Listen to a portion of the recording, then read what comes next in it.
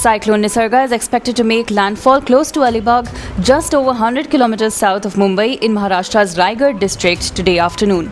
Prime Minister Narendra Modi took stock of the situation and spoke with Chief Ministers of Maharashtra and Gujarat as well, which braces for the storm. Modi assured the states of central's assistance. Mumbai, Thane, Palghar, Raigad, Dhule, Nandurbar and Nashik districts of Maharashtra are on red alert.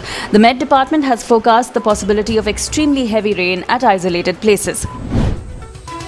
As the total COVID-19 case count nears the 2 lakh mark, Indian Council of Medical Research scientist Dr. Nivedita Gupta said that the country is still very far away from the peak. A peak signifies the point at which the daily case count will start to fall.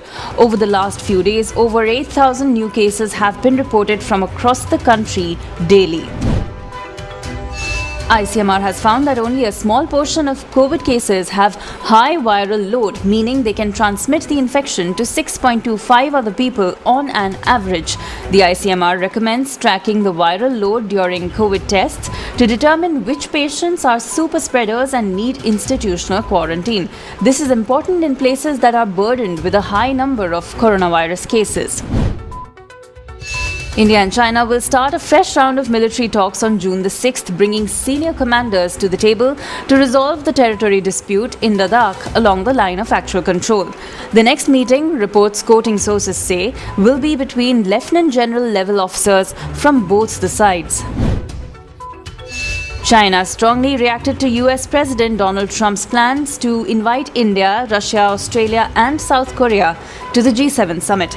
It said that any attempts to draw a small circle against Beijing will be doomed to fail and become unpopular. This comes at a time when Trump is seeking to isolate China over the coronavirus pandemic.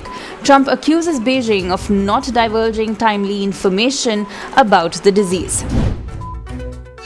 Election strategist Prashant Kishore has categorically denied reports that he accepted an offer from the Madhya Pradesh Congress to handle its campaign for the 24 assembly seats where by-elections need to be held.